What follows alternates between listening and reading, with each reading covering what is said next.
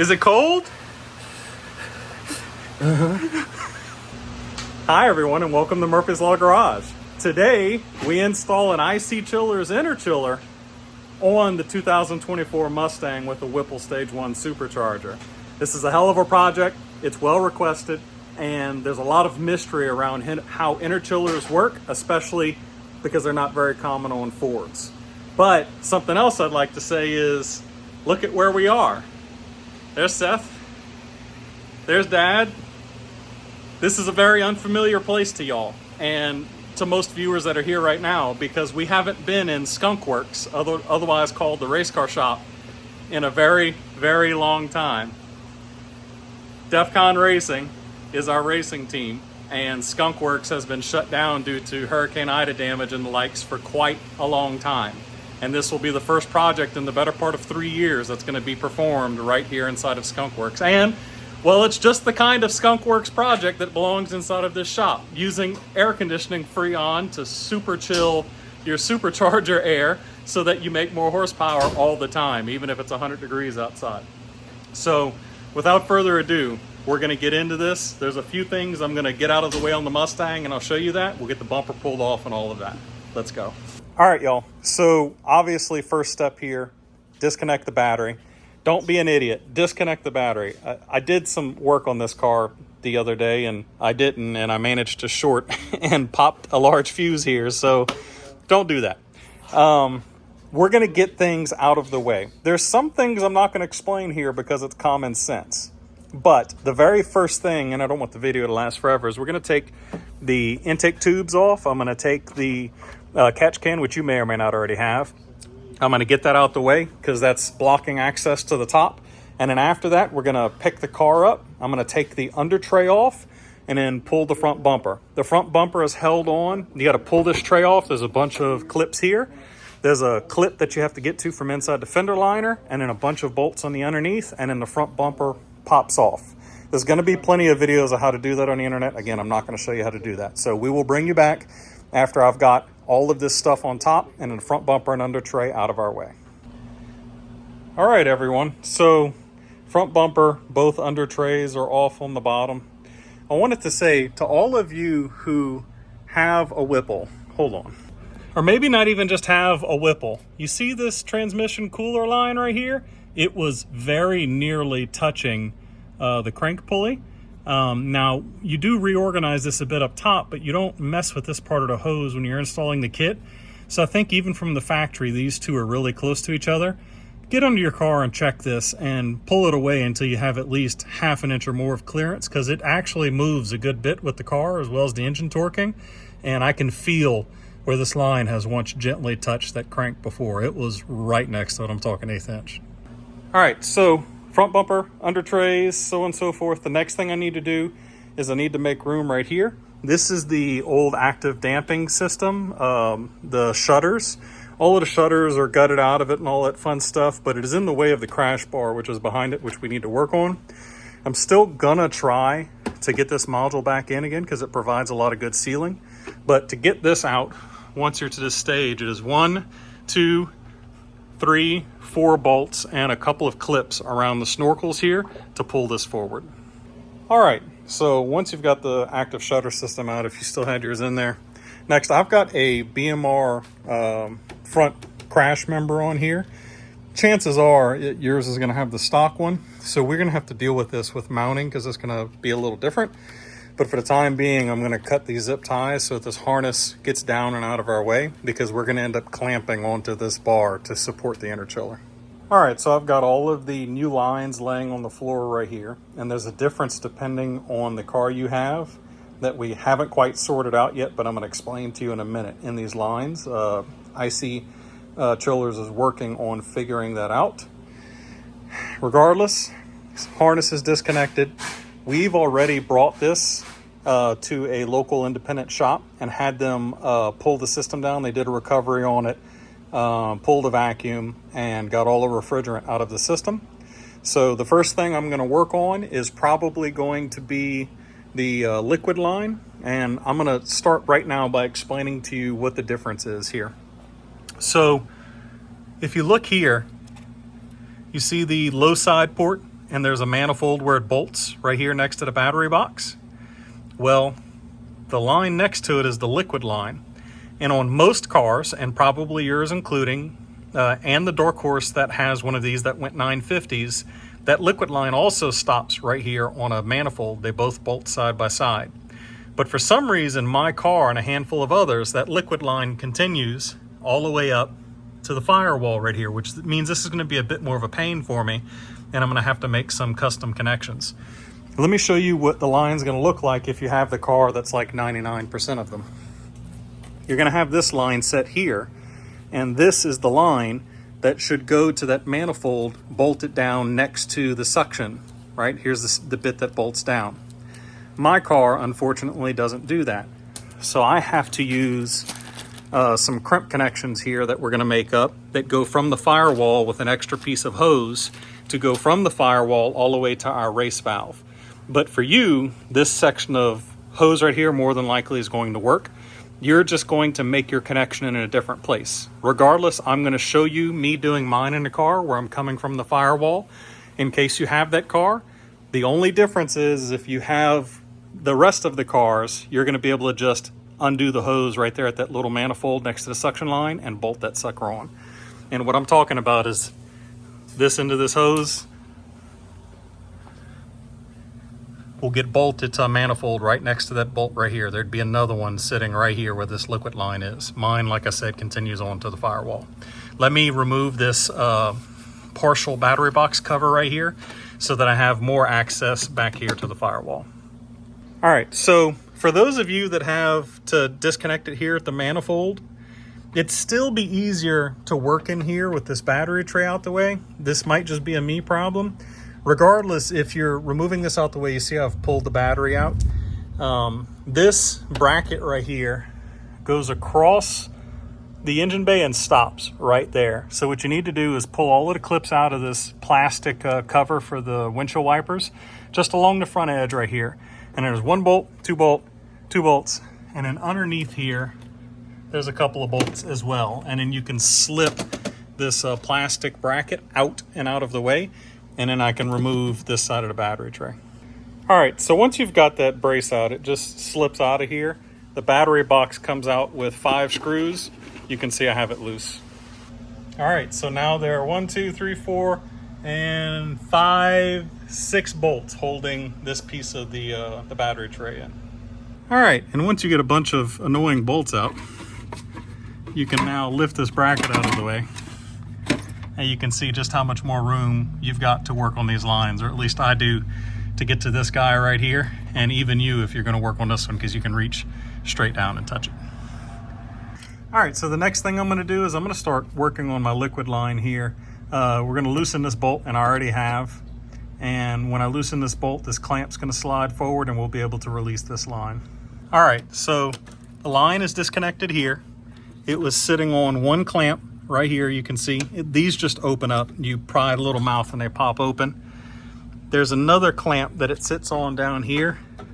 It's kind of hard to visualize. You see it moving right there? There's a clamp right here on the frame, and then it turns into a soft line, hops under the frame rail, and comes right here.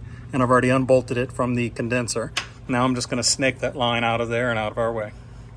All right, with Seth right here, he helped me fish this out. A second set of hands for this bit be very useful, because you can see hard line, small section of soft, all hard. That's what she said.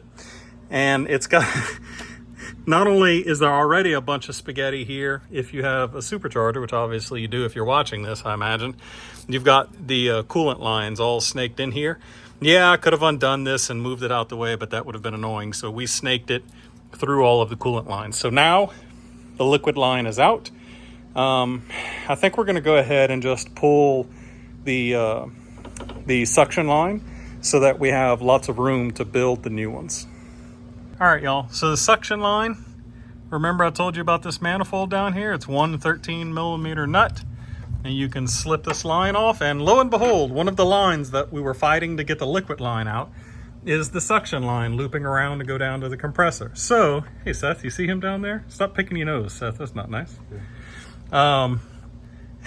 if you're doing this yourself, take the suction line out first, because this guy is going to fight you to get the suction line out, the liquid line out. So now that we've got this in loose, I'm going to get under the car and figure out what it's going to take to get that pulled off the compressor.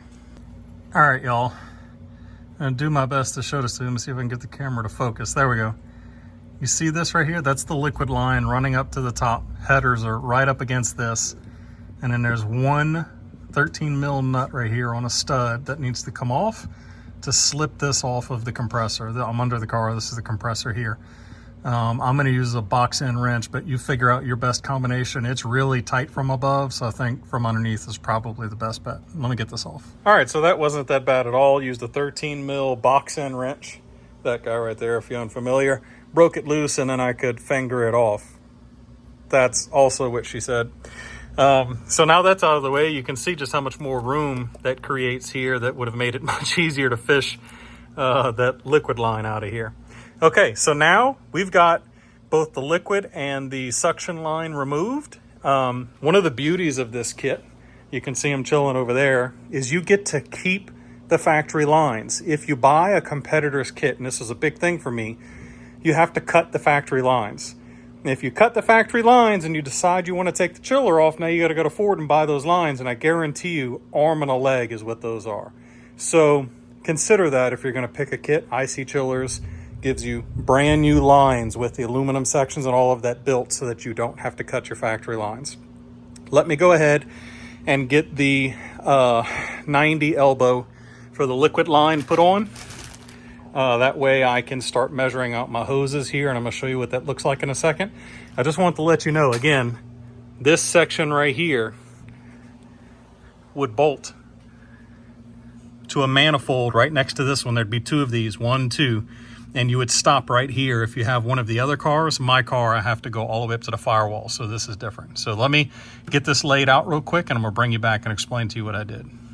All right, so obviously the old liquid line ran under and then came in way down there and stayed under all of these harnesses before coming over here.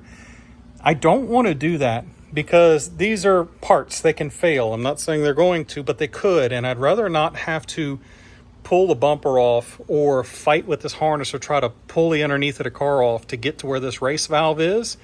I want it to be in a serviceable position that's easy to work on for future work. So here's what I've got. That T I've got sitting right here on the side of the radiator, right? Here's the section of it coming out to the race valve. Race valve is chilling right here. I'm actually going to put the race valve under this coolant line right here, the intercharger coolant line, and the liquid line is going to run under here. It'll be zip tied. And then the bottom of the T points out and goes down. Line comes below, plugs into the condenser core right here. Perfect length and everything. It's like absolutely perfect length.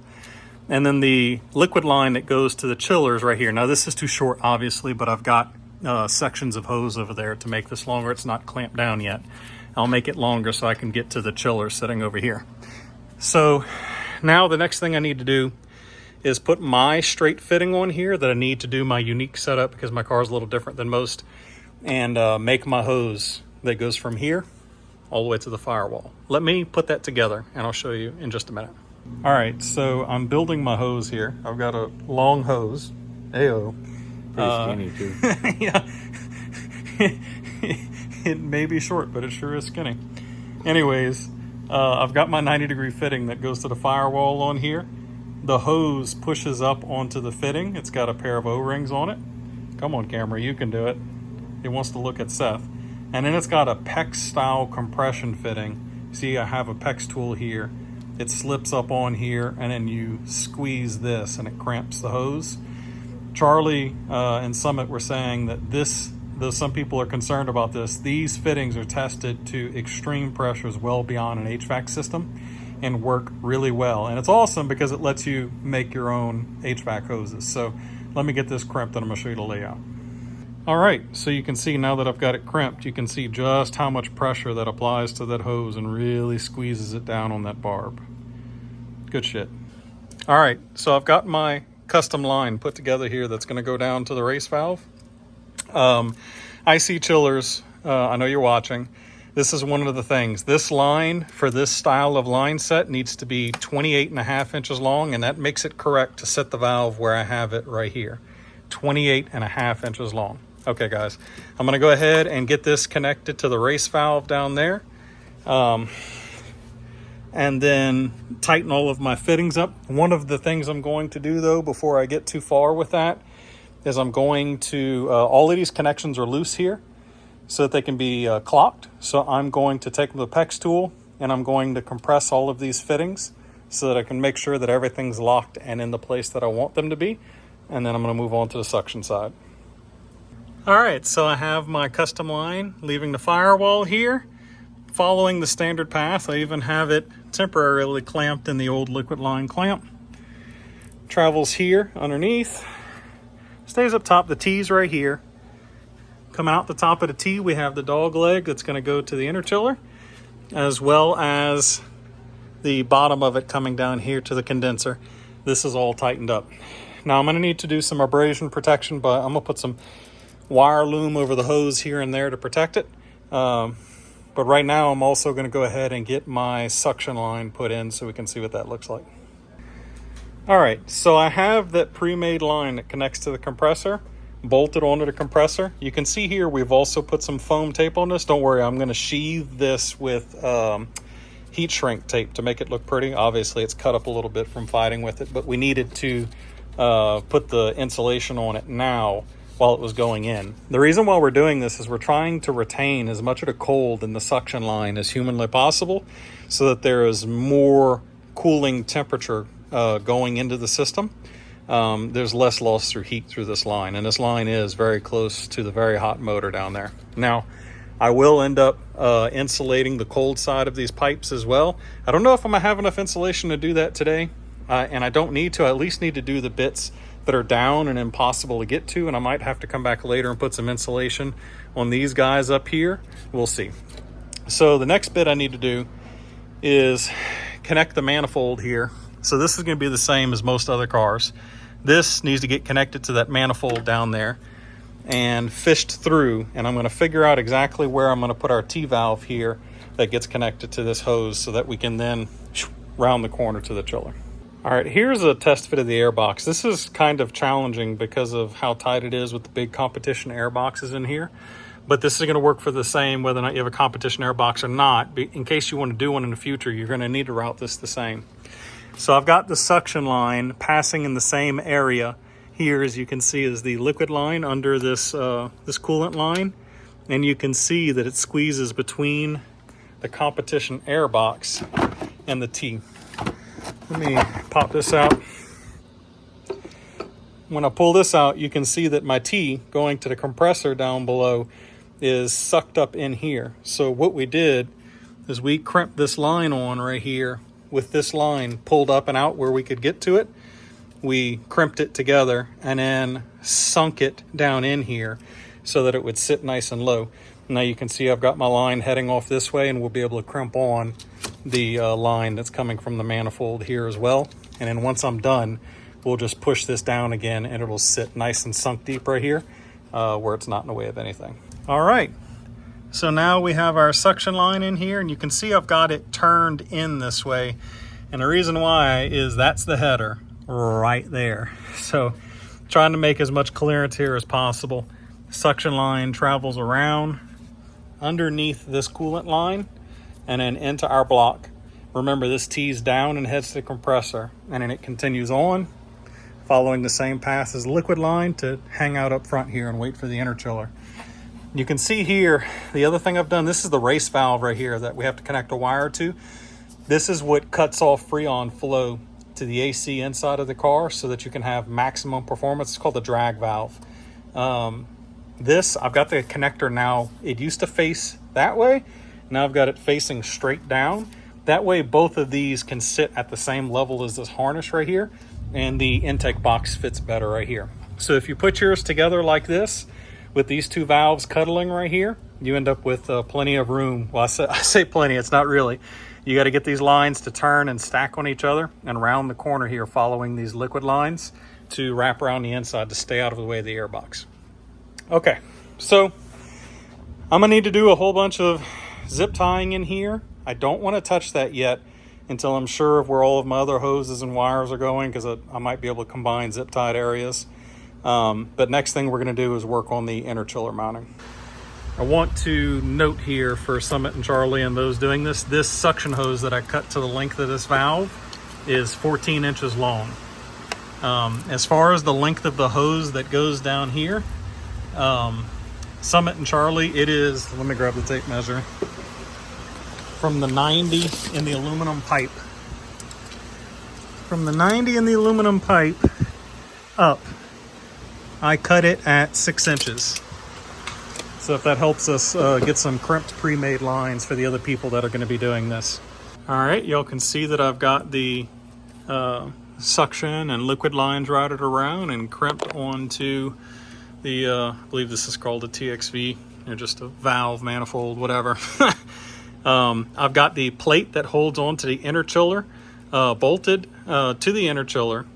And then mine is a little different, like I said earlier, because I have the BMR crash bar. If you still have the stock square tubing crash bar here, the kit comes with riv nuts and bolts. You're going to put some riv nuts in the factory crash bar. But I've got a pair of these aluminum clamps, which ICChillers, we're going to get this all straightened out, they will be able to provide to you. Charlie, there is no room to make this bracket wider. You can see that I've scooted it all the way over here for hose routing purposes. If everyone else does it this way, it's going to be the same. If these two just contact each other right here, so the plate needs to stay the size that it is.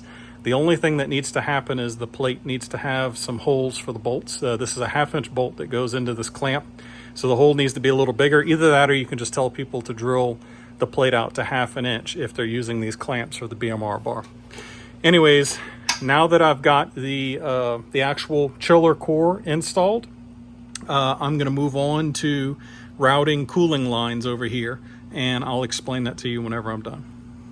All right, so now I'm moving on to the coolant side of this. We're going to intercept the heat exchanger. There are two methods to go about this, and ICChillers calls it method 1, method 2. Editor, which is me in the future, I'm going to stop right here and explain to you the difference between the two diagrams. All right, so here we have the two diagrams. Well, there's technically 3, but it depends on what you want to do. If you've chosen to get the 3-way bypass valve, which I highly recommend if you're in a street-driven car, it allows you to keep the Whipple heat exchanger in the loop. Now, the reason why the heat exchanger is important, even though you have an interchiller, is you're not always going to want to run the air conditioning all of the time. So when it gets cold outside, you need to run the heater and not be freezing inside of the car. Having the ability to flip through the 3-way bypass valve and go back to the heat exchanger lets you to drive the car comfortably. But there's still 2 options that you could route the hoses for here, and there's pros and cons, but I'm just going to explain to you how they're plumbed, and you decide the way you want to do it and why I'm doing mine this way. So in diagram 1, hot fluid leaves the supercharger, goes through the reservoir, through the pump, into the 3-way bypass valve. Normally open operation, and that's how this valve is designed. There's a normally open side. The normally open side should be connected over into the AC brick. Now, the difference is where the liquid to air heat exchanger actually connects into the loop. So whenever this valve switches to the heat exchanger, it's going to take that hot fluid and pass it through the heat exchanger. If you want to completely remove the intercooler brick from your system and not load the AC at all, or you want just heat exchanger, absolutely nothing else, you're going to use diagram 1, which allows you to only have heat exchanger. And yes, a little bit of cold fluid might siphon from the brick, but it's non-consequential, right? So diagram 1 completely bypasses the IC brick. So heat exchanger fluid flows through, and then it continues on as cool air going to the supercharger. But in normal mode of operation, it's going to go through the interchiller brick It's going to come through, be supercooled by the coolant, and then head back out to the supercharger. And of course, you've got a vague diagram here of the wiring. So the difference going from diagram 1 to diagram 2, and this is the method I'm going to use, is everything here is the same, right? Except for when you get to the heat exchanger. You can see here that in diagram 2, the heat exchanger fluid, if you were to go into bypass, right, you want to turn on the heat exchanger, it's going to go through the heat exchanger, and instead of teeing in and completely precluding the interchiller brick, it's going to turn around, come back, and enter the backside of the interchiller brick, and then go out to the supercharger. The reason why I believe this is a better method is because many places are, but in South Louisiana, we have really goofy weather when winter and fall comes. It's 80 degrees one day, 90 degrees the next day, 40 degrees another day, 70 degrees the other day. So especially in a car that has automatic climate control, if you just set it to, let's say, 73 degrees inside the car, it's going to switch between heat and AC constantly. And if you're not paying close attention to the liquid temperature and your MCTs, your manifold temperatures, you might end up getting some really hot air because there's not enough chilling happening because you're staying on the icy brick side, which could happen in diagram 1. So you'd have to pay close attention and flick that switch back and forth and make sure your temperatures are good. But if you allow when you go into bypass, so when you get into those funky times a year where the temperature changes all the time, and you allow the fluid to move through the heat exchanger first and then into the icy brick, you'll be safe because you'll be cooled by the heat exchanger at the very least. And in the event that the AC happens to be running, well, you'll get some support from the interchiller. Not as much because you're adding heat into the loop by using the heat exchanger, but you'll get some support from it as it goes through. So that's my opinion, is that diagram 2 is better, but choose whichever one that you want. And then there's one more diagram in here, and this comes with the kit from ICChiller. They'll send this to you. The other is if you don't have the heat exchanger, so you've chosen to remove it. This is #race card. I would not suggest doing this on a daily driven car. But in this loop, there is no heat exchanger. There is only the IC brick. And yes, it saves weight and all of that, but you better be in a place where it goes from being hot outside to being cold, or is always temperate, because if it gets too cold, if there's that median range where you don't get really cold outside, it's like mediocre temperatures, it's going to be a weird place where you might actually pump too much heat into the motor. The last thing I want to show you here that's going to be useful to everyone installing this behind a Whipple, I got these sent to me from Nick at Whipple, and this is a diagram of the hot versus cold side loop on the Whipple supercharger. You can see here that the rear ports on the lid of the supercharger are the cold loops, and they both tee together and come to the passenger side of the heat exchanger. And then if we move over, both of the front ports are the hot side, and obviously they tee together. They under suction move through the reservoir down to the pump, and then once it hits the pump, it's under pressure moving through the heat exchanger. And of course, it's under pressure on the cold side too. This is useful information while you're picking how you're going to route your hoses. All right, now that I'm done explaining that to you, I have chosen to go with method 2, which leaves the interchiller brick in the loop even if you're in bypass.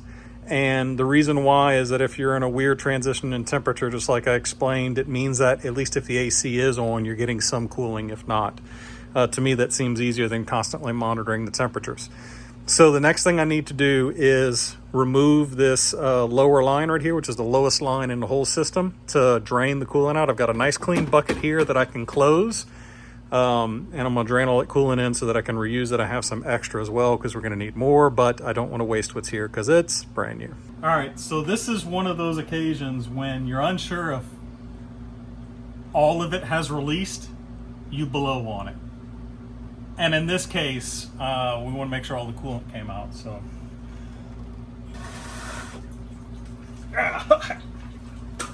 Well, it's coming. She's coming. Yeah.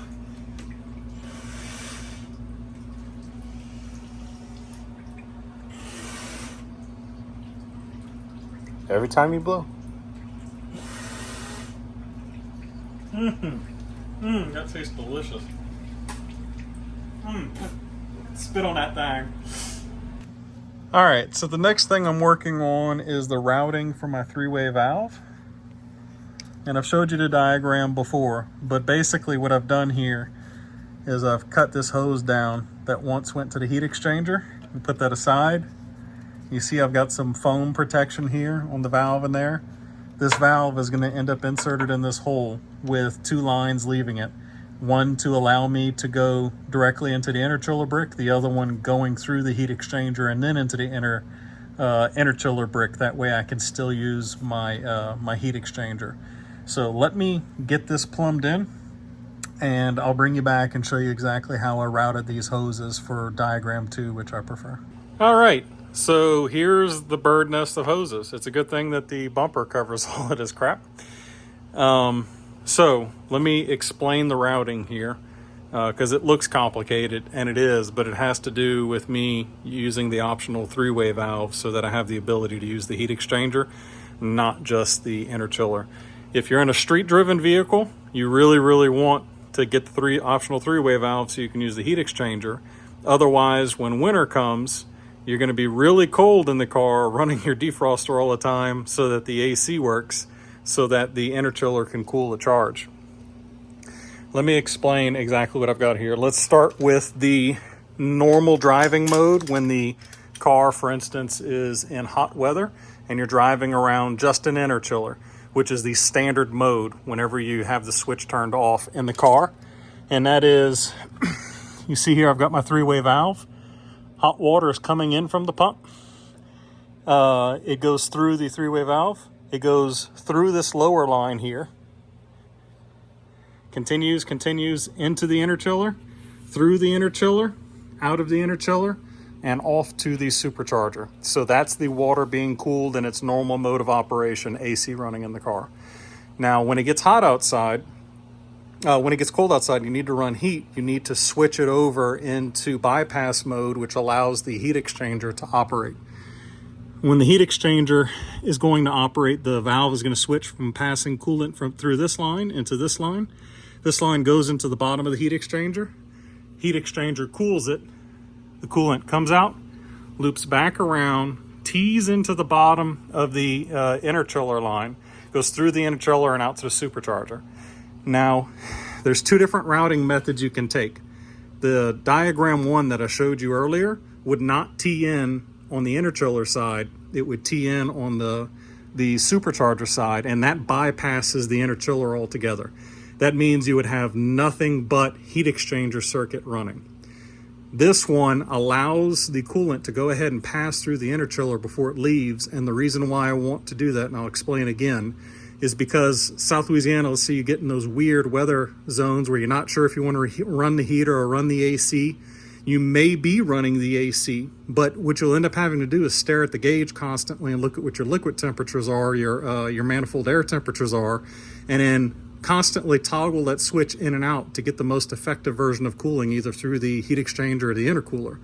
Whereas if you pass the coolant through both the heat exchanger and the interchiller, in the event that you do turn the AC on when it gets hotter, even if you have the switch inside in bypass mode and it's going through heat exchanger, you can't mess up. It's impossible to mess up. You'll always at least have the cooling mass of the heat exchanger going through the interchiller, right?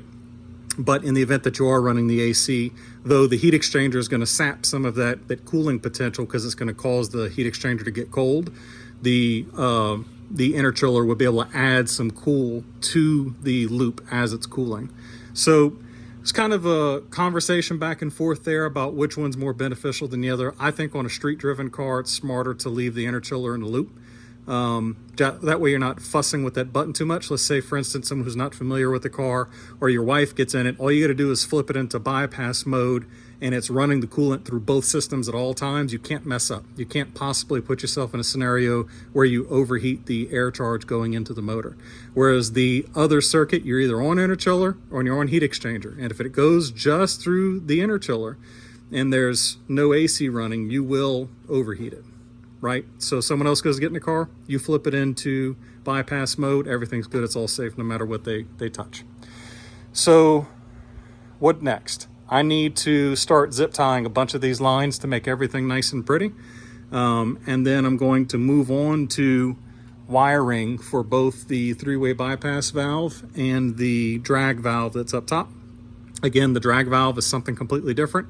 When running the drag valve, you'd be passing coolant only through the interchiller, so standard mode of operation, and then you turn the drag valve on to exclude the cabin. That way all of your cooling potential is being given to the interchiller while going down the track, and you're not dripping condensate on the track. So I'm going to get that wired. I'll bring you back when I get to the wiring bit so you can see how that gets wired in the car, but I'm not going to show you me zip tying all this mess up. Again, putting all of this back together again is in reverse order of the way it came apart, so no sense in showing you that. So when you come back, a lot of this will be put back together and I'll be wiring. Note to Cement and Charlie ICChiller guys, the liquid and suction line that run across here to the interchiller brick are 26.5 inches long. Both of them 26.5 inches long. All right, so I realize there's something I need to explain about this valve that I had to ask Charlie at ICChillers about. You can see here, this is a T, right? I've got a line running out this way. I've got a line running out this way. This is our two selectable sides. The straight connection goes out this way to hit the pump for the intercooler heat exchanger coolant. So these two right here, you can see I've got this one right here marked IC for interchiller, and this one's marked HE for the heat exchanger. The difference is when you look at the valve, it has a normal open position. So look in the valve and you'll be able to see a clear air or fluid pathway to one side, either this side or that side. And the one that has the normal open position, normally open, that's the one that needs to go directly to the interchiller. Because you only want to apply power and rotate this valve when you're on a more temporary position, which is for the heat exchanger, which is this line right here, which runs directly into the heat exchanger here. So again, the normally open side is the one in your loop, no matter whether you choose diagram 1 or diagram 2 for this, is the one that's going to go directly into the interchiller as part of the coolant circuit. All right, so I've got all of the cooler line spaghetti zip tied right here. You can see that my suction, everything that was metallic on the suction side, the big line, and the TXV I've got wrapped in foam. The line that's going to be with the super cooled coolant, I've also got it wrapped in foam up to under the headlight area. Again, if I decide I want to go all the way up to the blower with that, I'll see just how much it freezes up here. I don't want to drip condensate under the car at the track. So while the bumper is off, I'm going to go ahead and foam these. So everything that I wanted, any metal connection right here, even on the hot side right here, this could possibly get really cold because it's connected to the core. I've got all of this foamed up real nice. I also want to mention this line right here, the cold sided heat exchanger. So this is the cold sided heat exchanger. That's the hot side. Hot side comes in here. So hot liquid leaves the blower, goes down to the pump, through the reservoir, down to the pump under suction, hits the pump, gets pressurized, and pushed through the heat exchanger, connects down here, comes out here cool. I reuse the cool line that goes down to a Y right here along the frame rail. I reuse that to make this hard turn here that needs to go off and tee into the bypass valve. So I've got a splicer here that does that for me. So this is a convenient piece to reuse for it. It's a bit of a pain to get to it once you've got your refrigerant lines in. So I'm hoping you're watching this video ahead of time. Get that clamp off of that hose and get it off of that Y ahead of time, and stick you on a piece of hose directly onto that with a new clamp that you can then bring over here to route into your interchiller block. Good morning, Murphy's Law Garage viewers. New shirt, morning, it's another day. No reason to rush on this, so we started over without trying to plow through. First thing to start the morning though, you can see the gauges are still on the car. You may have seen them hanging in other shots, and we are still at negative 30 inches of vacuum. So that means that there's no leaks in the system. Completely unnecessary for it to have sat overnight. It did. It just, more's better than none. That leads me to begin to explain one of the next parts, and that is the vacuuming down and refilling process of the system. once the refrigerant side of the loop was together, we applied a short vacuum for 15 minutes and then checked for another 15 minutes to make sure there were no egregious leaks in the system. It was fine. And then the instructions say to put the system under vacuum, so vacuum pump running for 1 hour. So we had the vacuum pump running consistently for 1 hour on the system, and that is to suck all, not just air, but the vacuum boils moisture out of the system. Boil all of that moisture out of the system, make sure there's no moisture trapped in the desiccant. There's a dryer inside of the system with desiccant beads in it, kind of like you get inside of boxes of certain products. You want to draw all of the moisture back out of the system you can from opening the loop up. And then after you've held vacuum on for 1 hour, you then allow the vacuum to sit for another hour. So you close the valves and let it sit under vacuum, and you're making sure that you're not pressure dropping. Well, we did that, and when I wrapped up video yesterday, the last shot you just saw, it had already been under for about 2.5 hours. Now it's been under since, 5 p.m. yesterday, so like 15 hours. So no leaks. I'm still working on finishing up zip ties and stuff, but we're starting on the wiring now. And here comes my favorite part that most people are scared of, the limp forward spaghetti that we need for the Interchiller here. I guess this is ICChiller's limp spaghetti. Anyways, this is the harness you're going to get in the kit. It's got some extensions, it's got some switches, it's mostly been put together by Summit. You can see here the red and black that's heavily corded and dangling off right here with a weather pack on it. That is power and ground into this circuit. Off the other end, the switchable side, you have another pair of weather packs. Note that they're color coded going into their extensions. So from the switches, you're going to go into the extensions. Now you can mix these two. Look for color coding, but I've also asked Charlie and Summit to flip one of these connectors so that it's basically impossible to mix them. This one right here runs off. You see I have it as 3-way valve. It's got a weather pack that fits the connector you see laying on the floor right there for the 3-way valve. And then this guy, RV, is the race valve. And it's got the extension that goes all the way down to the connector for the race valve. So I'm going to lay this out in the engine bay. I'm going to get this where I believe and how it should be. And I'm going to bring you back and explain to you why it is the way that it is and why I chose that. All right, so obviously you can pick any place you want for these switches, but I've removed the kick panel where the headlight switch is off of the car. This is a cheap piece of plastic that surely enough wrecked Mustangs will be in the junkyard to replace if I ever change my mind about the positioning of this. But I've used a Christmas tree bit to step up and knock these two holes out. I'm OCD like this, so I've got lots of Sharpie marks and centering and measured it out and make sure it's just in the right place. But yeah, so this is going to go up on the dash in a place where my knees can't get to it, but the lights are still visible to me. So if it is accidentally in bypass or race mode, it's going to shine a light at me that I can see. There's also a clear passageway. Let me show that to you. There's also, headlight switch sits here. There's also a nice open space here for wires to travel. Here's where the headlight switch harness is. And then directly up here, up under the dash, there's a place where you can pass the wires out through the firewall. Let me show you that.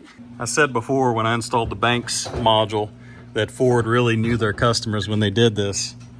But you see right there, there's that ovate gasket, that rubber gasket in the firewall or plug. It's just a thin diaphragm that you can easily cut or poke a hole in to pass a wire through, and that's where the wire for my Banks module here for sensors comes through. I'm going to do the exact same thing to pass the wiring harness through. Excuse the rain. It is pouring and thundering outside, but it's as quiet as it's been in a while. I've got my fuse tap right here. There's a 15 amp fuse that is right here floating in the middle of this empty space. That's where my positive tap is for the wiring harness. And then I've got my negative tied down in the same place the Whipple connections are. And then my wiring runs down across following the Whipple water pump wiring. across the front of the motor, coming back up right here. One leg runs down to the three-way. Of course, the other wire is plugged in right here for the race valve. You can see its connection right here, loops down to the race valve. And then my wiring continues on. You can see the weather packs right here, following the brake lines, coming around, and then going through the firewall in this grommet right here that we discussed. And you see a little wiring bundled up right here. That's for all of my sensors for the Banks dash, the iDash. And then when I step in the car right here, you can see the two switches. This is the three-way valve, and then this is the race valve. It's in three-way right now because I've already put coolant into the loop. So you have to open up the heat exchanger side so that the coolant can flow through and push all the air bubbles out. Ran this for quite a while. It's actually a little over full, but it's going to find some air bubbles in the meantime and undoubtedly lower that level. All I've got left to do now is put all of the stuff in here back in so the car can start and run. We're going to leave the nose off of the car for now.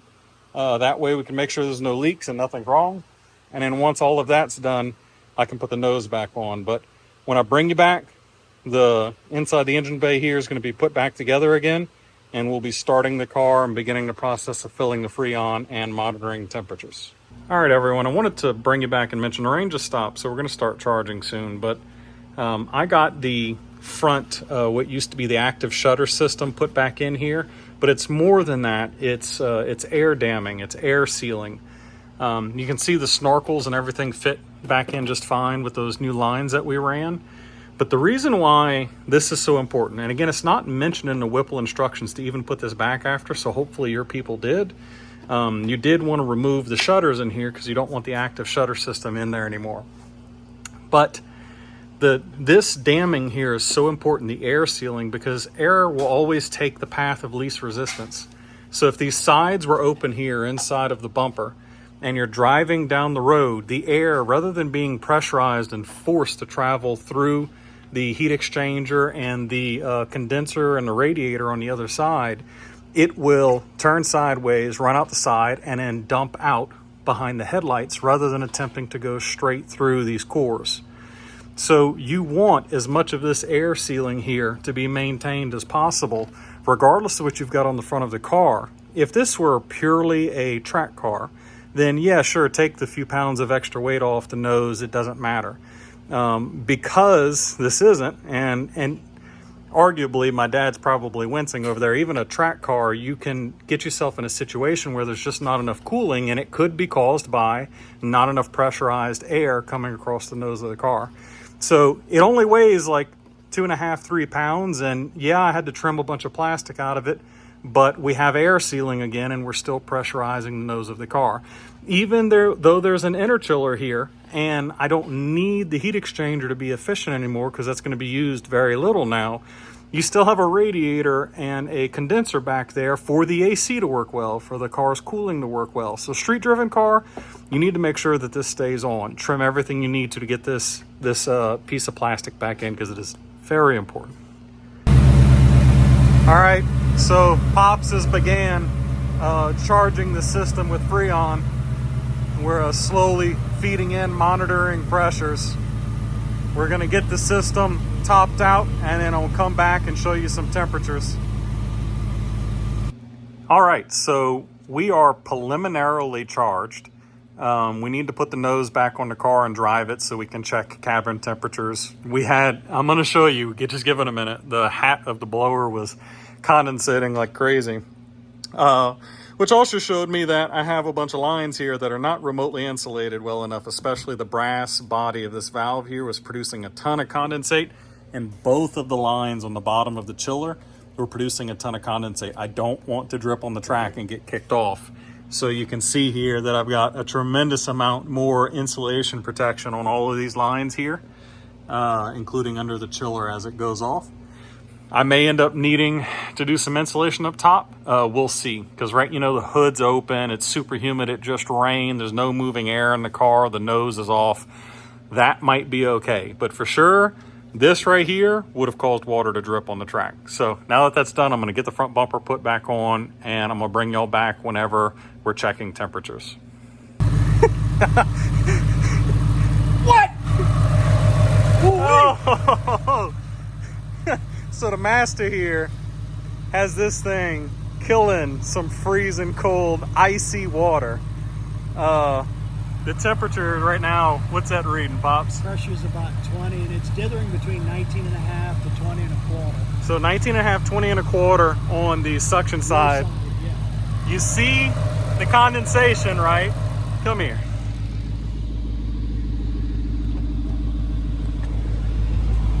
Look at that number right there that says CAC-WC. That's the water temperature. It is 8 degrees. It is 74 degrees outside, and the water temperature is 8. That is 8. The number 8 degrees.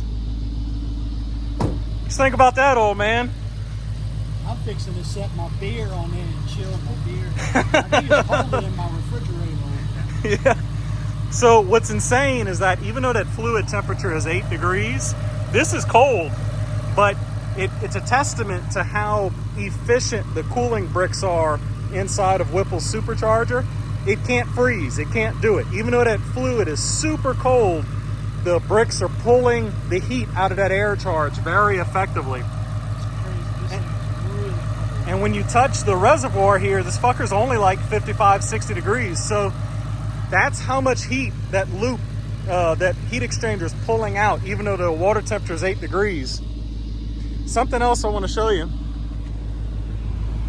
is the inlet air temperature is 104 degrees right now. So it's the air, boxes are open, so there's a lot of hot air coming in. The MCT is 75 degrees, heat soaked to hell. Oh, just went down to 7 degree water temperature. 7 degrees. 7 degrees. Holy shit, she ain't done yet. All right, well, y'all. We're going down. So we're gonna do a little more fine tuning. We need a hot day, says the pro over here, to really dial the temperatures in.